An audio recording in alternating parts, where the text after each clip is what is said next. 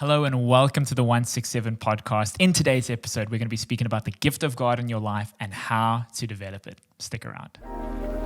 There's a saying in the Bible that everybody in your room in a coffee shop this message.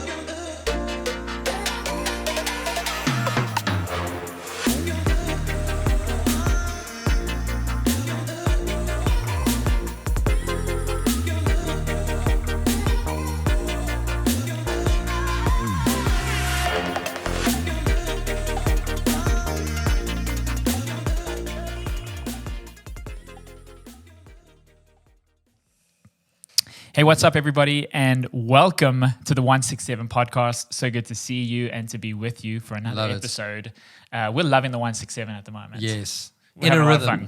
We are that's it. We are in a rhythm, and we're enjoying our conversations. And we want to welcome you to the podcast today. If you're new here, special word of welcome to you.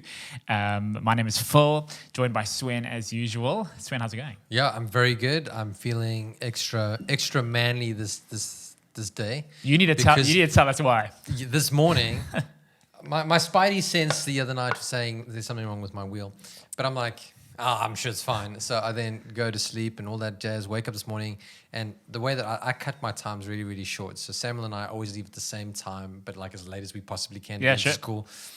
Get into the car. Don't look at anything. Just reverse, but like something's not right. And like my wheel's done. Okay, so I climb out the car. The wheel is so flat. Like the car is like it's resting almost on the I don't know what they're called. But anyway, changed the tire this morning. Let his teacher know he's going to be a couple of minutes late. Sent a photo as evidence. Changed the tire. And the question was, Shay, man, your day started off so badly. I'm like, hell no, my day started off with the win. I just changed a car tire. I'm like, how do you start a day like that? Ever. How do you start a day like that and then go on to have a bad day? I don't think it's possible. I don't know. Well, yeah, let's not. We're not at the end of the day yet, but I'm positive about it. I'm like, I'm going to reframe this and use this as a tick, as something's already happened on my to-do list. That's it's unexpected. Amazing. So you had all the tools, like the jack, everything. Well, it comes in the car. I just thought, I thought that was on you. Yeah. No. I left my tool belt in the other car. In the other car. That's awesome. So yeah, that was a good start today. Beautiful sunshine today. Good coffee, good some time in the Word and prayer, and pumped to be recording the podcast. Come on, somebody. Yeah, that's good. We want to welcome everybody here, and if you are new here, just to help you understand why we do what we do and say what we say, the 167 podcast is based around the idea of adding value. We know that there are 168 hours in a week, and we hope and we know that for most of you, one of those hours is spent in a church or a house of worship somewhere where value is being added, where you're learning, being engaged with, and things are happening for you in your life. But we know that there's still another 167 other hours in the week where there are more things, more places of value, more opportunities for us to grow and to get better. So what we like to do in this podcast is speak about some of those things. We grow a lot in these conversations. We learn a lot. And we hope that these help you and add value to you. So if they do, please, wherever you are listening on, maybe you are listening through one of our podcasting platforms or the podcasting platforms, please feel free to subscribe to us, rate us if you can, 5 stars if you want. Well, if you don't, I don't understand why you're listening to the podcast. Yeah, it's like, this podcast sucks, but we're going to keep listening. But we are the second podcast recording today. Yes. Because we've got the ladies in our church have a podcast called The Journey. Yes. Worthwhile checking it out, ladies, if you're interested in it. Phil, I just got to tell you, because we got these coffees today, I feel like we've made it. Starbucks has finally made it onto the 167. This has been a pipeline dream from the embryonic stages. I'm like, can you even have a podcast without Starbucks? I don't think so. I mean, we went for Seattle. Yes. Remember those early days we were punting? We were young Seattle and never came around with a sponsorship. But I'm like, we've got our names written on there, but I'm not sure. Is that a Star of David or is that another symbol? It looks like a Star of David. No. I think that's the Star of David right there. Why did they put that on there? Did you ask for that? Or? No, I'm like, I guess it was supposed to be an asterisk or like important, or maybe it was just like, it's so funny. It's never happened to me before.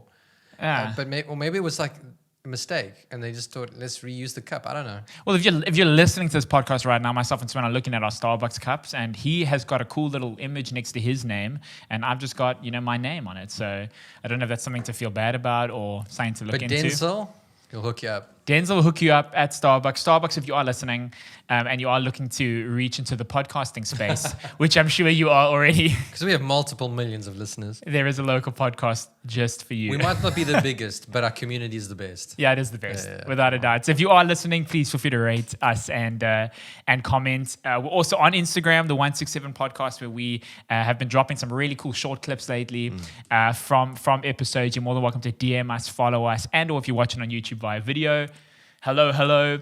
We hope that you enjoy watching us. Please subscribe to the channel, leave comments, likes, helps us. If you want to ask questions, feel free to do that. But we've been having some really good conversations lately based on and from the book of 1 Timothy, where Paul has been speaking to Timothy about leadership. We've been chatting about some really cool things, chatting about love, chatting about trustworthiness, living worthy of the call. Last week, we had a really cool conversation about qualities and traits that all leaders should aspire to develop in their life, especially if you want to lead really on another level, on a bigger level of church. So if you haven't listened to any of those podcasts, please feel free to jump onto those. I don't think you need to leave this one to listen to those, though. I think No. I think they're supposed to be standalone. We're just drawing principles from a really good leadership book and spiritual development books. Yeah, so you can stick around, but have a go Finish at those. this one, then go back and listen to it. Then go have a look. I'm sure you'll enjoy it. And today we're having a look. We're going to draw some stuff out of chapter 4 of 1 Timothy, looking at ministry activity, looking at being involved in the church, how that looks like, where one gets started when it comes to getting involved in the church, what it looks like, and even the why behind getting involved in the church. Why serve? Why be a part of that? Because maybe for a lot of people that are watching here, maybe you are in a church, maybe you're not in a church, maybe you are serving and are involved, and maybe you aren't, and maybe it's something that you've been thinking about, or you just haven't really had an idea of how to get into it. Where's the best place to start, where isn't? So there's some great things that we want to speak about today with regards to gifting and with regards to church and getting involved, and maybe even just to kick us off with regards to our personal involvement in church. We've been involved in church for a long time in different spheres in different ways. How did it all? I think maybe we have chatted about it. I think we briefly. did. Was it on the podcast? It was on the podcast About getting involved and serving in church. So. Yeah. What did that look like for you in its earliest form? Or you know what? Let's actually go before then. When you started coming to church, what made you want to get involved? Let's just start there. If we can think back, it's only a few years ago. I have absolutely no idea. I think it was just an invitation. Was it? So someone said, "Hey." Yeah, and I think Lara was serving. So yeah, it was just an invitation. And it wasn't like a thing where there wasn't a big sermon or big appeal or big thing on your heart. No, it might have been, but I mean, it wasn't like. I think it was quite intimidating at the time. Yeah. But I mean, I just thought it's an invitation. It's a good thing to do. Like, let's go for it and let's see what happens. Yeah. So there's always, I never wanted to get involved in like sound because like there were just way too many dials. It freaked me out. But it's like something out of Star Wars. Yeah. Are we going to take off here? Yeah. But I think it was just, get involved and from there, the journey kind of happens, right? Yeah. Once you get into the track, you start moving. Yeah. So that's how it was. And you? I always felt that it kind of went two and two together. I mean, I started coming to church when I was 15, and it felt like I wasn't in church for too long before I was kind of in a parking lot or on a frontline team or just a part of serving, a part of building. I don't think I always understood maybe the heart behind it or what the full kind of meaning was, and we know that there's a lot of kind of biblical principles and there's a lot of value and all those things about serving and finding your area, which we'll talk about. But how it all started was kind of just, I loved serving. I loved being with friends and being a part of welcoming people into church and making people feel welcome. So kind of just, it was quite natural. Okay. Quite organic. Was something that happened quite quickly. You see the difference. The difference is, I think, when you came into the church, is that there was sort of a structure to how to get involved. There was. I was in the church before that, where on your way into the auditorium that day, one of the staff members would literally, hey, could you do the offering today? Hey, could you do this today? And you'd be like, yeah, okay, sure. So like that's how we did it. That's crazy. And then it went into a more structured thing. So I think it's better. What do you think it's better? Oh, So much do you better. think it's like maybe it's easier for people now? Or do you think it would have been a bit? Because immediately when you say that, I'm like, geez, that sounds a bit daunting. Like if I'm here for the first time, I barely know which way's up, and someone's giving me a task to fulfill. And when you'd take up the offering still, or you'd hand out like welcome cards and stuff, you would Yeah. actually have to stand in the aisles, and the whole church would look at you while you like moving this container down the aisle. But what's better about it is that you can train and develop and grow, Yes. and connect with relationship. Yeah. The other part of it is that I think people just got invited. But Yeah. the problem is when as soon as a staff member knew that you would say yes, they would always ask. Always ask you. You were the safe bet. Safety bet, But that's okay. I think a key for us to speak into today, as it relates to all this, is around the idea of gifting, though. Yeah. And that's what teams and structure helps, that you actually get involved in an area that you're actually good at. Yes. Rather than hating everything, and the people that you're serving are also hating the fact that you're serving there, because there's just no gift. Yeah. And your gift makes room for you. But Paul is speaking to Timothy, and what I love about it is like, you have this gift, now make the most out of it. Stop Yeah. neglecting it, be diligent, give yourself wholly to it, develop it, because I think a lot of people who would be listening to this have got gifts that they've never identified. Yeah. And I think that's there's a process, there's an identification. And identification can look in different ways. It can look like somebody identifying it in you and inviting you, or you trying a series of things that don't work. Yeah. I think there's a huge way of identification. And then once it's identified, there needs to be a development. Yeah. And that development process is important because, there's other scriptures about if you neglect your gift, what happens, like this, and we'll maybe talk about that. And then there's the flourishing in the gift. So I'm pretty pumped to talk about that. Because when someone finds their gift, it's like It's like the big aha. It's like, oh man, wow. You mean I get to serve God doing this? Yeah. I love that. And I think even when it comes to identification, if you think about physical gifts, and I just think along the lines of when you're younger and you're playing, different sports and you're figuring out, I played a bunch of sport that I really wasn't good at. And then badminton was was not one of them, but I'm sure I wouldn't have been very good at that. But you go along the lines of trying things, seeing if you actually like it. And then, that's where things like passion come along as well. And then you find the one or two things that maybe you're not excellent at, but there's something, there's something there. Like for me, it was a bit of cricket and a bit of rugby. And then you work on it, you hone in on it. You've identified that there might be something there. And then you go to the extra cricket lessons. You go to the practice. I remember my mom used to take me to like this place in Ottery for like to go and just play, like when I was in grade 5 or 6, and you'd go there for like an hour and a half indoor, bowling machines just peppering you, and or someone just working on your footwork and all of that stuff, and just trying to improve and just trying to get better, because there's something there, but it's got to get developed. And I think when it comes to spiritual gifting as well, I think you're 100% right when you say I think a huge part of it is identification, because I think we go through we can join churches, and then like me, you can get a part of a serving team or a ministry because maybe it's the right thing to do. You were invited, and you have friends there, and you kind of get into it. But I think that you don't tap into your full potential as being a part of the body of Christ until you identify, hey, what has God put inside of me? What's the gift that God has given me that I will be extremely effective with, that I'll be extremely significant with, and then how do I go about serving in that area? How do I go about developing it? How do I go about improving it? And then being extremely kind of, I don't know what the right word is, but you want to be, we got diligent here, but it's about being diligent with the gift that God has put inside of you, and to understand that God has given everybody a gift, everybody. So you might come to church and we see the platform ministries, we see singers, we see drummers, it's like, well, I'm not very musically inclined, or I'm not a great speaker, and we start shutting things down. But God has maybe put a compassion gift, or he's maybe put a mercy gift, or there's something inside of you that you do better than everybody else.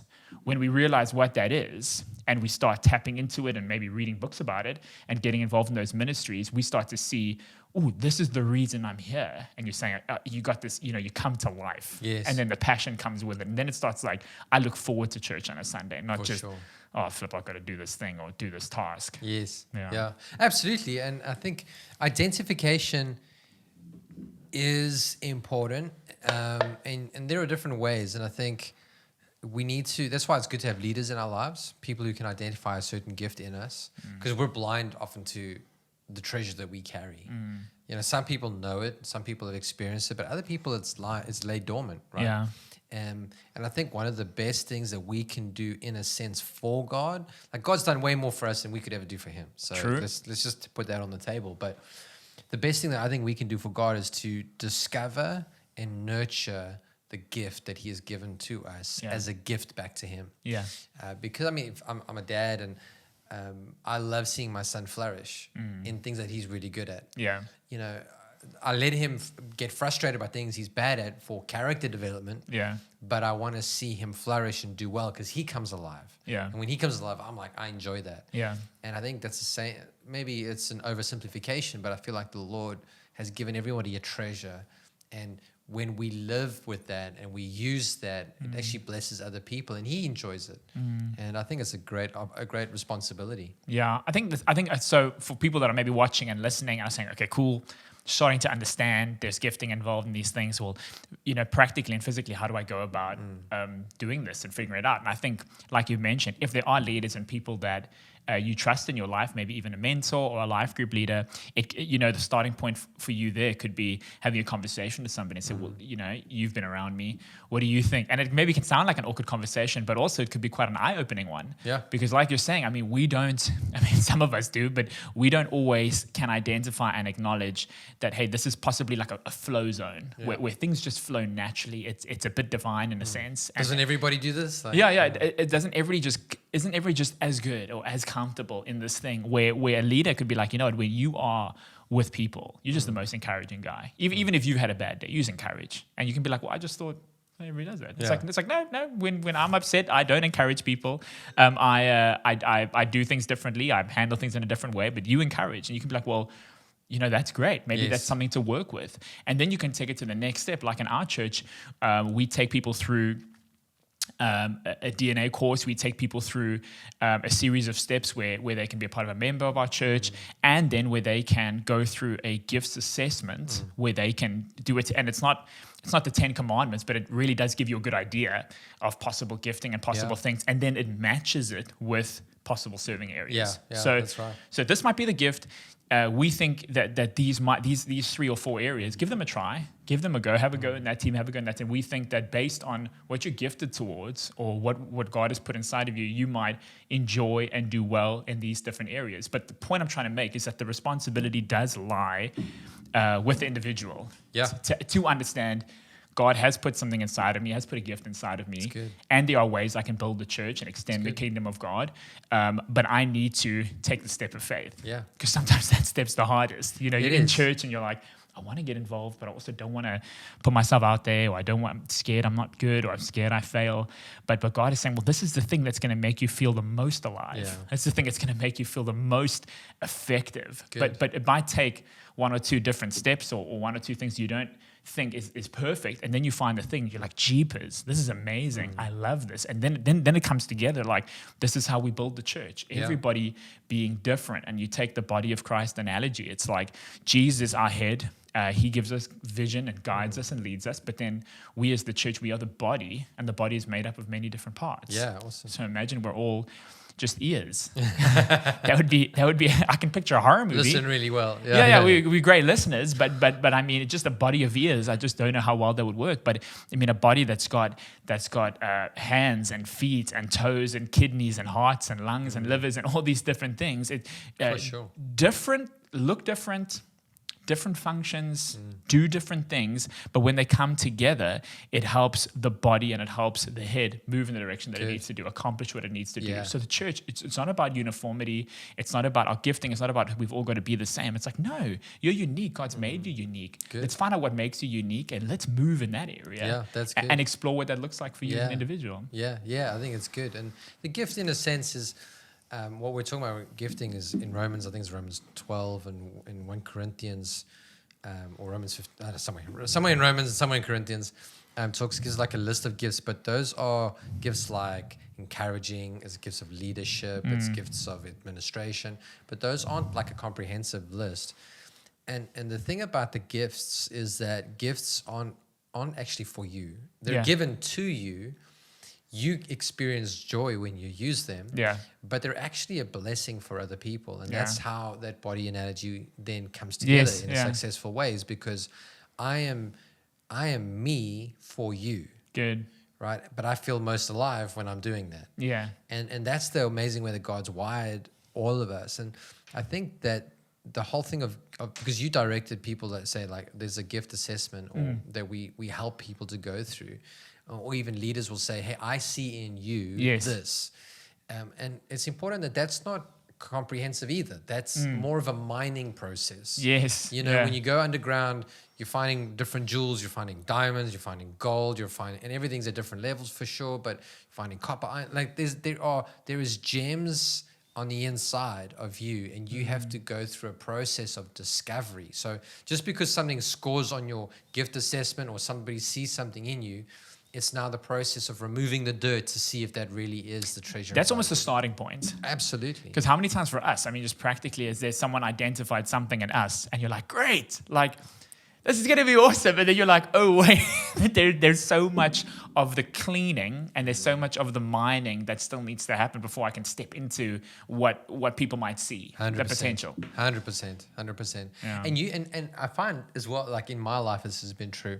You go, oh, wow, this is a gift in me, but my gift is not like that person's gift. Yeah, it's different. And we compare, but we're not called to. God takes care of the measure. He takes care of the success of it as well. What we're responsible for is faithfully using it, deploying it, discovering it, and nurturing it.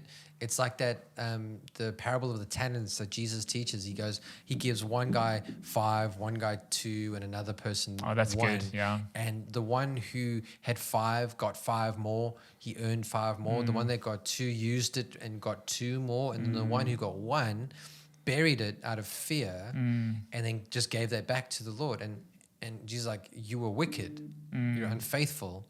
Why didn't you at least get a return on what I gave you? Yes. Now, we could be at a number 2 and looking at a number 5 and saying, oh, I wish I had that level of gifting. Yes. That's not what God is looking for. God is saying, can you produce in keeping with your gift? Yeah. And so you notice they both returned 100 or double. Yeah. So it wasn't about at what level.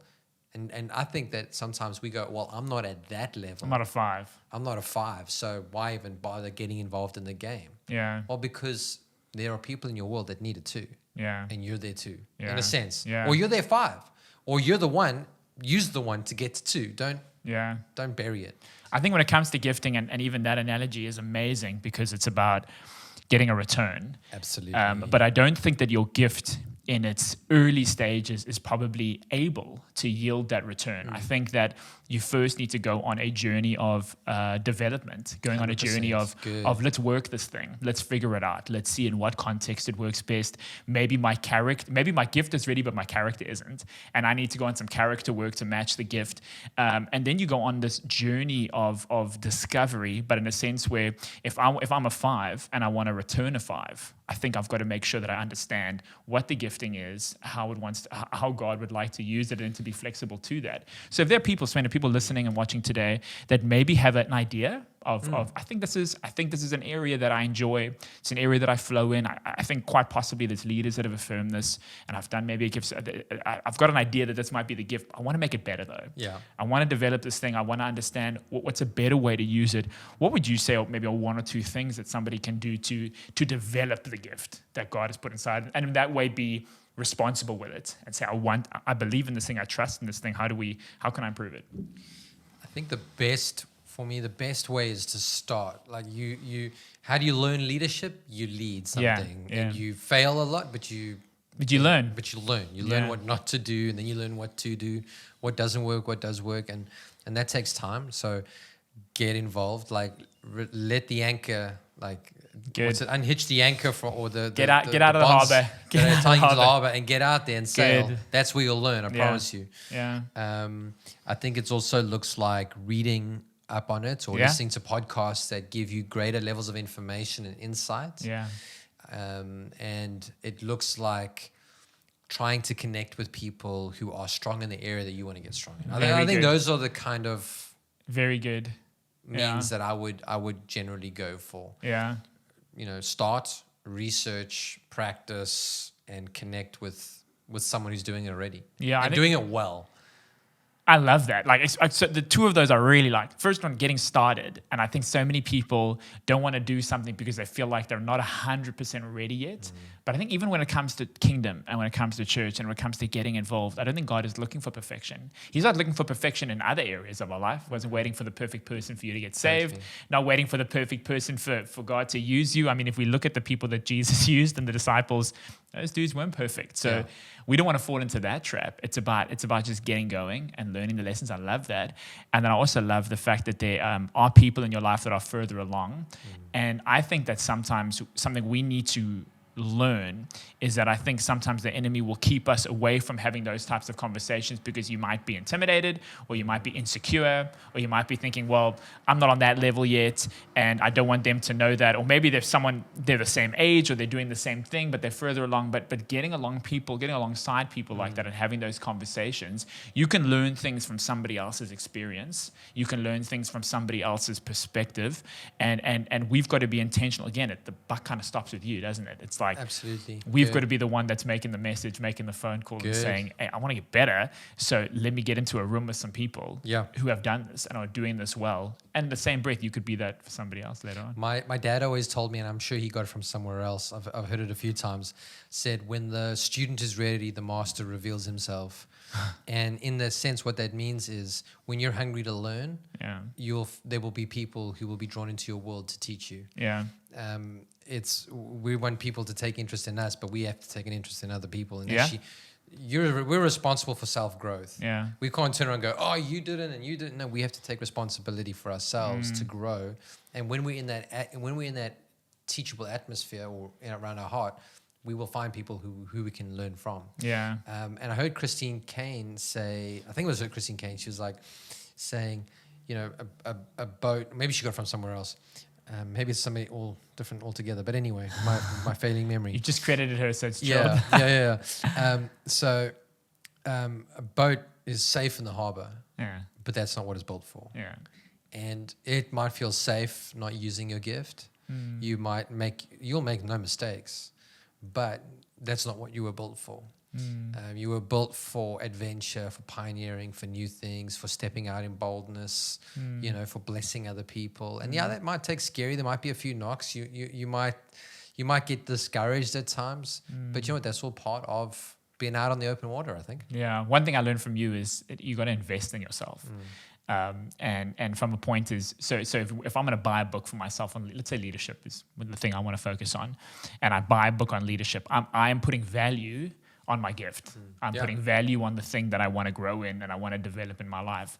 So I think that's also something that we need to, because sometimes you can take a spiritual gift and it's like, well, it's hard to equate spending money on that sometimes. And it's like, well, if this is something that you want to develop and you value, hey, your heart is where your money is sometimes, or most times.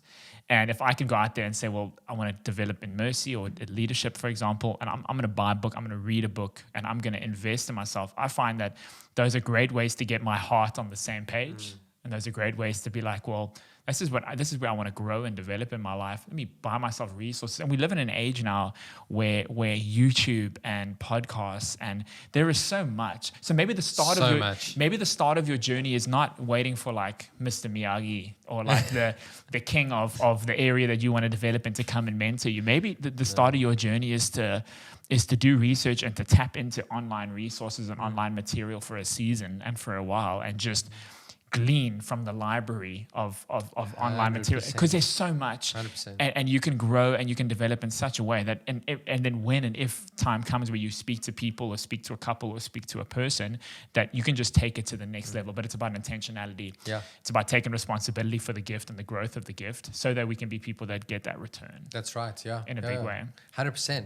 And I think you said for those in the beginning of the journey, and I would 100% agree with that, you got to invest and value your gift. But I would go further to say that you never stop working on your gifting. Yeah, You never stop working on your craft. Good, yeah. There's the proverb of, you've got to sharpen your axe if you want to cut down a tree. Yeah. Chopping with a blunt axe is going to take a long time and a lot of effort. Rather sharpen it, get good at your skill, good at your craft, and you become more effective. Yeah.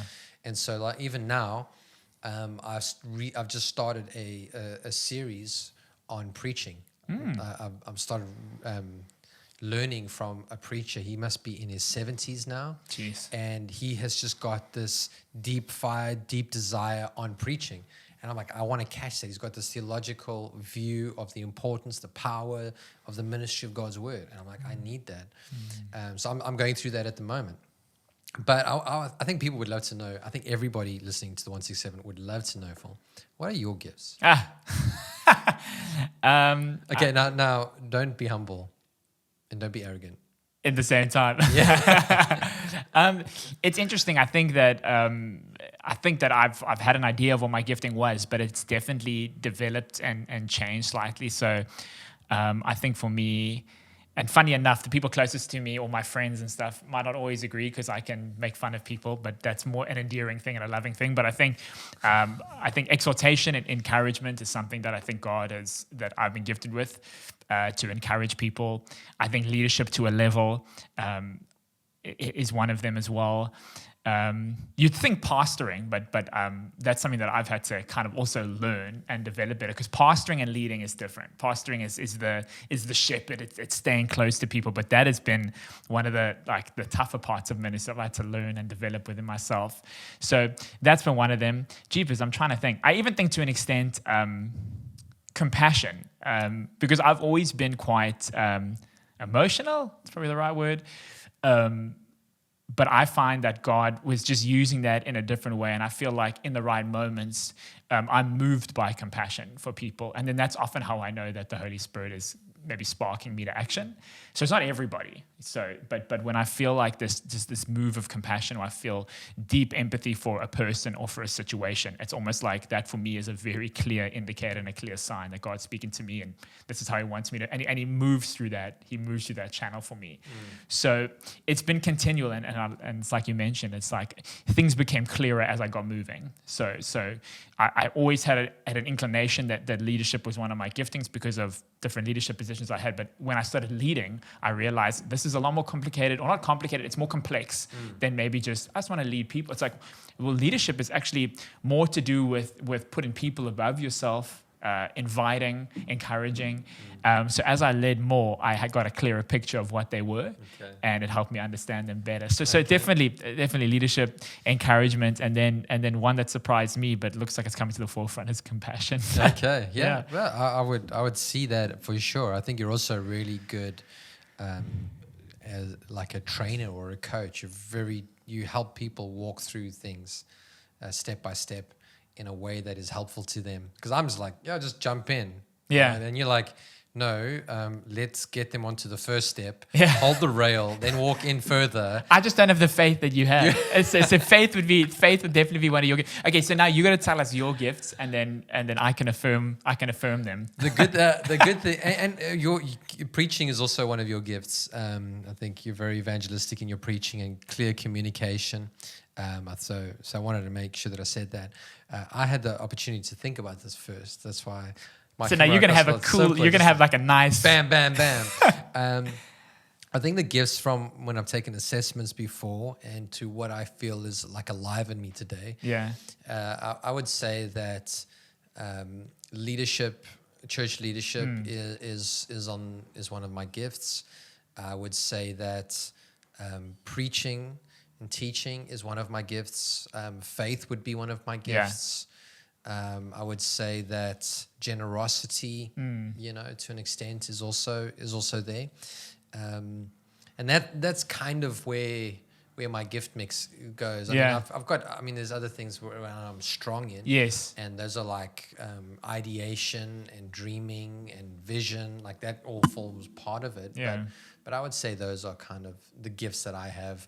I don't have the very like hands-on like, with people. Like Yeah. those are challenges, but that's why we need other people because we round each other off well. Well, that's the amazing thing about identification and understanding your gift, because then you start realizing how important it is to be surrounded by people who are different. Totally. Because it's like, it's so regular and so common in the world, and even with friendship groups, we, birds of a feather, we flock together. So you get people that are similar, but really in church, and when we're surrounded by one common mission and purpose, and we want to move things forward, it's actually essential that you have got ideas guys mixed with like task guys, and you've got people who are brilliant in that area, maybe weaker in another, but then you've got a guy who's actually really strong in that weak area, but maybe not so strong, and people can come together and they can combine what they've got, and then together it kind of paints this beautiful 100%. beautiful picture of what the 100%. church is. And I think if we were going to bring it all kind of in a nutshell, and really the great privilege and honor it is to serve in the kingdom and be a part of the house and using our gifts to build. It's really about we get to do this thing together. Yeah, 100%. For me, So good. that's been the huge kind of wake up call, and then the huge thing is that you can sometimes you can focus quite a bit on your gift, but at the end of the day, it's like my gift is cool, but my gift with all of your gifts. That's the beauty. That's really cool. That's the beauty. Like that is the thing that really kind of gets you going when you see everything come together and everything moving. So the kind of the call and the responsibility for people is like, until I throw my thing in the middle, this whole thing isn't really ticking yet. It could look really good, but when I throw my gift of shepherding or pastoring or whatever when I throw that in there, wow, we're going to see a momentum. We're going to see things move. And I don't think we're in any church by coincidence. We're in any group or any body by coincidence. God's put you there for a reason. For sure. So what you bring will really add to the mission and will really add to the purpose of that church. I think that would be the call for all of us today. Yeah, it's really good. And a key for leaders maybe listening to this, hopefully, everybody, but our role as leaders is to ensure that we have as many gifts around the table as possible. Good. Yeah. So leaders get most of the elevation, which isn't right, but it's not necessarily wrong. But we've got that influence in order to bring all the other gifts into play to make sure that we're going in the same direction, achieving something for God. Yeah. And I look forward to seeing that. Sometimes I don't know about you, but I get sometimes annoyed with myself because you've got compassion as a gift. I'm like, I sometimes feel like, man, I really should feel bad for that person or about that thing, and I just don't. Yeah. It's not in me, and I can get down on that. Yeah. And you're not a terrible person. you're not. You're just not. It's not a gift you have. Yeah, you can grow in it, but I'd rather grow in the gifts that I'm useful in. Yes, and let someone else shine in their gift. But at that time, like where someone might be caught up in compassion, you could be focused on a solution, or you could be focused on it. So there's always, there's like I wish I had more, but it's like, but you do have more of that. Yeah. So I think we don't want to focus too much on what could possibly be a pitfall or a downfall. And then even just as we close, I love what you said there about leaders checking who they have in their circle. And I think it's really important that as people that are, if you're leading ministries, or if you're leading in a business or whatever the deal is, that the voices in your life are different voices, that they cause maybe not friction, but I mean, there's got to be some different ideas, different things, different gifts kind of coming, because that brings you to maybe the most complete picture at the end of the day. Because if everybody just agrees with each other all of the time, I would sometimes start to think maybe we're missing something. Maybe there's something. It's a bit beige. It's a bit beige. Like, where's the color? Where's the rainbow? So it's all about let's get different people around. Sometimes it's easier having the same voices. But do you want easy, or do you want like fullness? Good. Do you want everything that God has in store? And that's why the church and serving in the church and using our gifts is so amazing, because it's a picture of fullness. It's a picture of different people, different backgrounds, different gifting, but we're moving in one direction. Love that. Awesome. Yeah. Geesh, I think it's been a great conversation, and I hope that our listeners have enjoyed it as much as I have. Yeah, I really thought it was really wholesome. And thanks for joining us again. Share, rate, subscribe. Do the thing. Do all the things. Do the podcast things. We'll be here. We'll be here, and we love that we get to do this. But share if you can, like and subscribe, and thank you so much for being along on the journey. Good stuff.